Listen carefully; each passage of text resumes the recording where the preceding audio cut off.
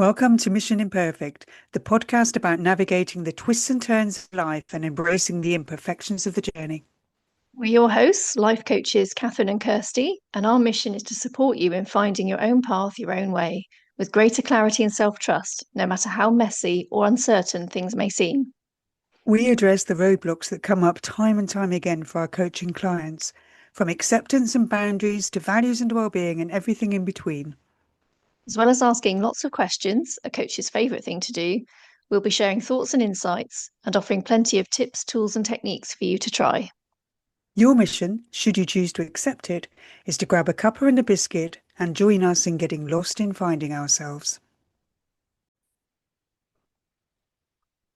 Welcome to this week's Mission Imperfect, which is a tips, tools and techniques episode all about how to start even when you don't feel ready. And we ended last week's episode with a question about whether there is a not yet that you are sort of sitting on without the yet getting any closer. So maybe have that in mind as we talk through some tips, tools and techniques for you. Yeah, this is the problem with waiting for the right moment. Sometimes it just doesn't come of its own accord.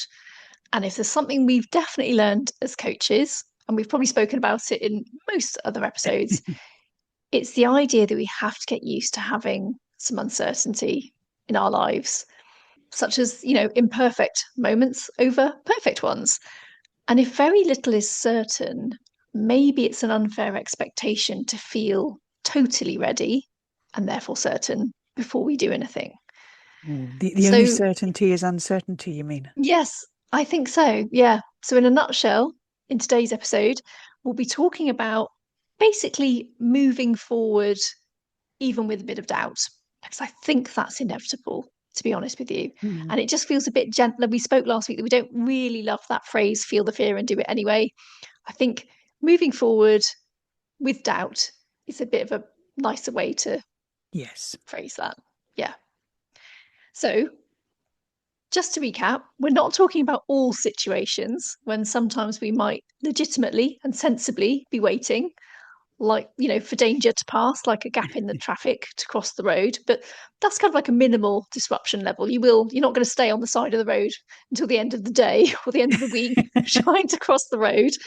Oh, I don't know. There have Or it been could some be, roads where I've worried that I might be, but yeah. it does feel like that sometimes, doesn't it? Or sometimes, you are waiting on someone else. It's a reply from someone. The ball perhaps just isn't in your court anymore. And the only thing you can perhaps do is maybe chase up or ask for an update. Things like when you've applied for a job, or like me, you've applied for planning permission for something. Oh, And then now it's yes, fun and games. But we're not talking, I'm not going to go down that rabbit hole, Kirsty. That'll be a very long and very boring story.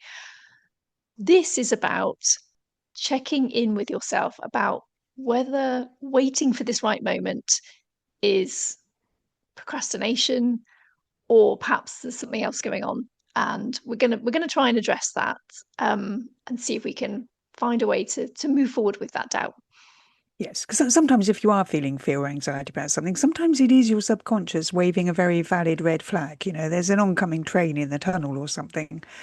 And Yes. I think that's why I don't like the whole feel the fear and do it anyway thing, because sometimes fear is telling you something very useful and important. Sometimes it's just winding you up. And that's what we're talking about in this episode. Yes. Yeah. We mentioned it last week. Sometimes we're waiting for this feeling to arrive of confidence, certainty, or readiness. And the thing is, they often arrive after you've started and not before. It's one of those frustrating catch 22s. I think we spoke about it in a very early episode about confidence, actually, that we want confidence to arrive. So we do something and know how it's going to pan Mhm. out.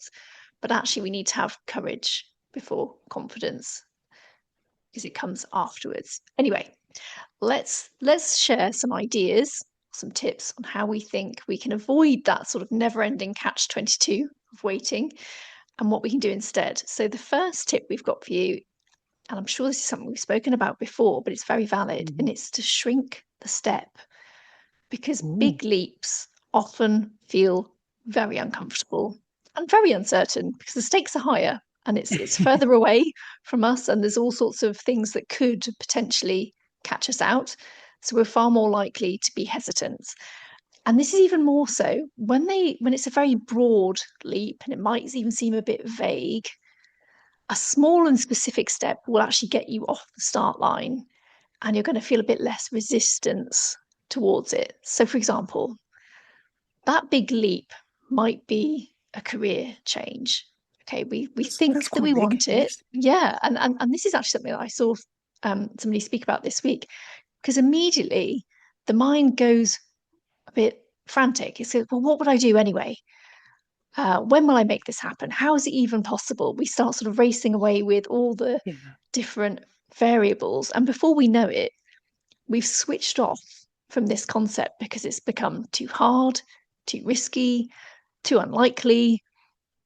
And we find ourselves waiting for hopefully this magic opportunity to land in our inbox and present itself as, Yes. we have just the right career change job for you. Yes, something you're perfectly qualified for that you'll be able to step Exactly. into on Yeah. just the same pay and knowing exactly what you're doing and everything will be lovely. Yes, like Yeah. that's going to happen. We all wish, right? I mean, I'm still waiting. Yeah. Yeah. We're all going to be waiting for a very long time. But if we know that actually we want that career change, what if that first step was talking to other people about their jobs that sound interesting? Or maybe it's researching the skills or qualifications needed by a profession that's perhaps always appealed to you, but you've put on the back Mm. burner. That would be a smaller and specific step forward, because in doing so, you might rule something out, you might rule Yeah. something in. But the idea of this big career change, where might that lead me, starts to become a bit narrower, starts to become a bit more focused, and starts to remove some of that too hard, too risky, too unlikely, because you get knowledge to fill in that gap. Yes. I mean, what skill might I be interested in learning and where can I find out about it is a much easier thing to contemplate than how do I get a completely different job in a completely different industry? It's- Yeah, yeah, definitely. Yeah, you ask two people to research those two things. Most people are going to go for option one, aren't they? I think so. I think I would. Yes. Yeah. So that's our first tip. The second one, experiment. Ooh. Yeah. So the great thing about an experiment, as I love it, is the clue's kind of in the name. It is an experiment. You don't have to get it right first time. It's not nailing the outcome straight away. It's more about learning something helpful to move us from the waiting room. So I like to call it now. When we're not really sort of doing anything, we're just trying to find out something by experimenting. Yeah. And many decisions we make are not forever decisions. And if we see it as something to try, and then maybe we like it, maybe we don't, we do it for a while and find it fits, and then maybe later it doesn't, we can respond accordingly with that information.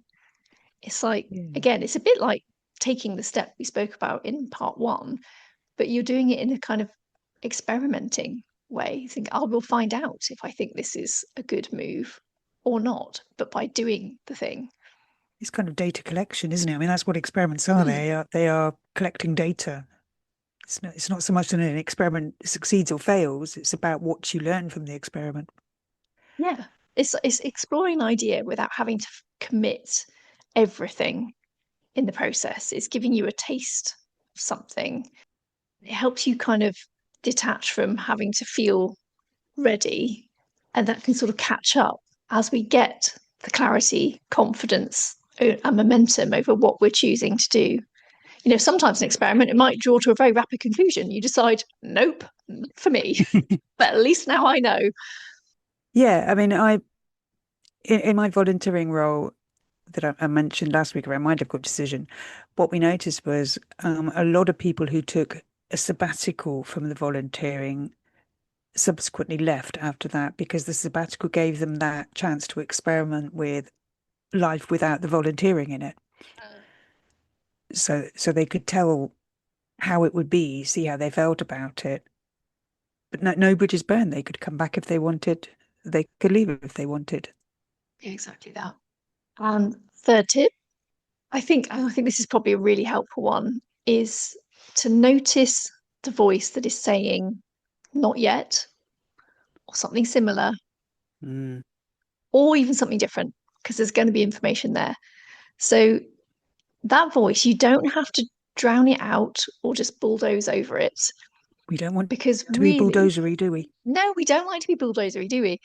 Because really, what else is that voice also trying to say? Mm. Um, you could ask yourself, what is it you are waiting for?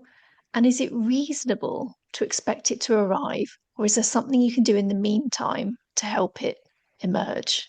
Yeah, always listen to the voices in your head. That's what they tell me anyway.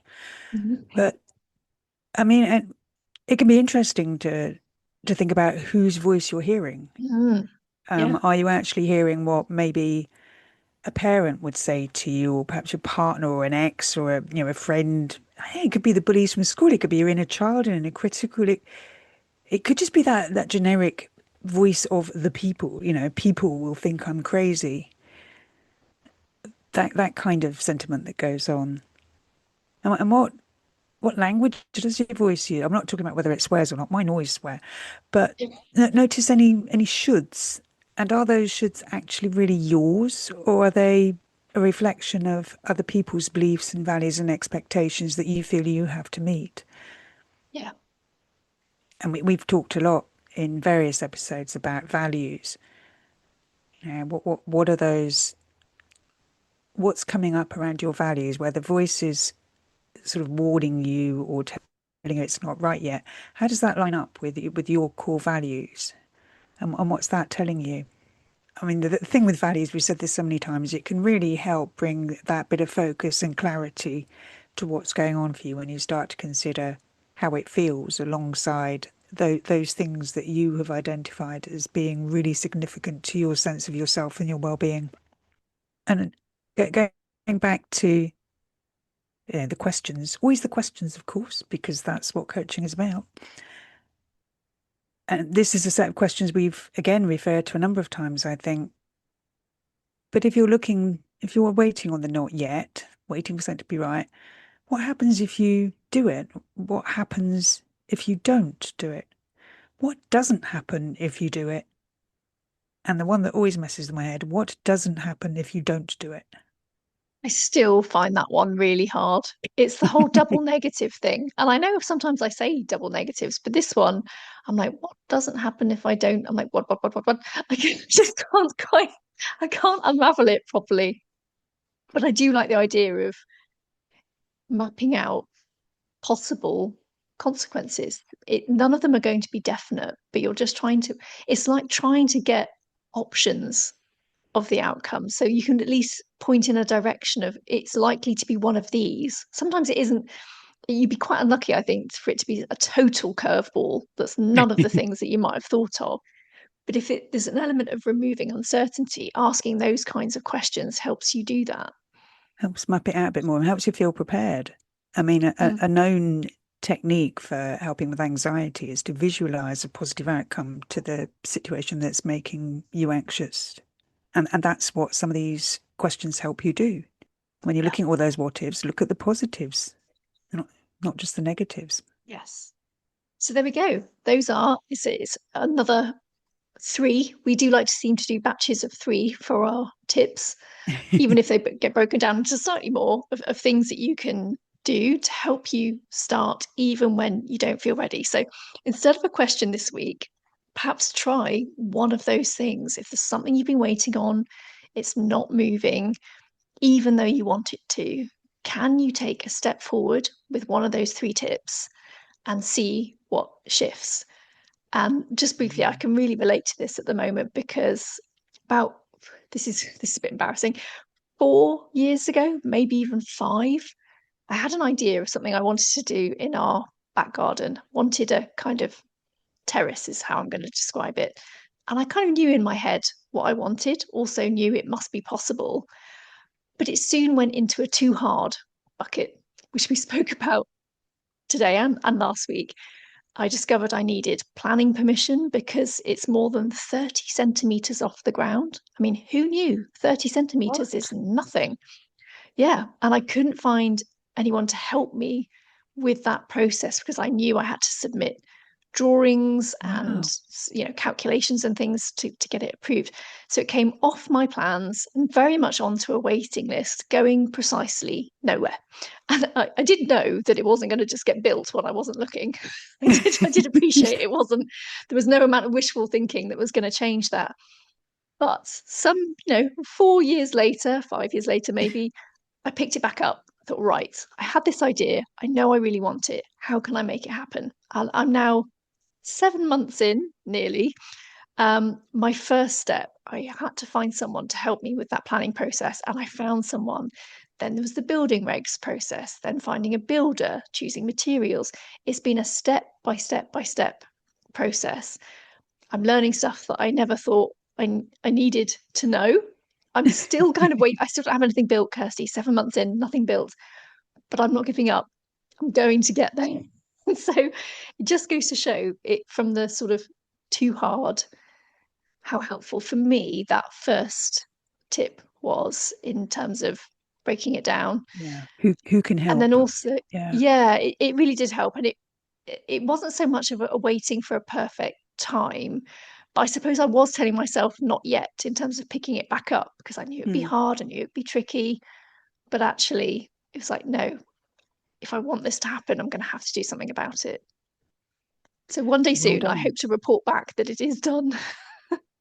I look forward to the episode where you tell us you have a cat and a terrace. Yes, yes, I've got a lot to report back on, haven't I? Yes. Well, I hope you found these tips useful. And if you do apply them and you get results, we'd really love to hear. You can find our contact details in the show notes. And anything you'd like to share is always very gratefully received. So until next time, take care and we'll see you soon. Thank you for listening to this week's episode of Mission Imperfect. We'd love to hear your thoughts on any of our episodes, especially if you've had a light bulb moment in answering one of the questions, have benefited from one of the tips, or have a suggestion for an episode topic. And if these conversations have made you curious about how coaching could help you, please don't hesitate to get in touch with one or both of us to find out more about what we offer. Until next time, keep being imperfectly you. No one does it better.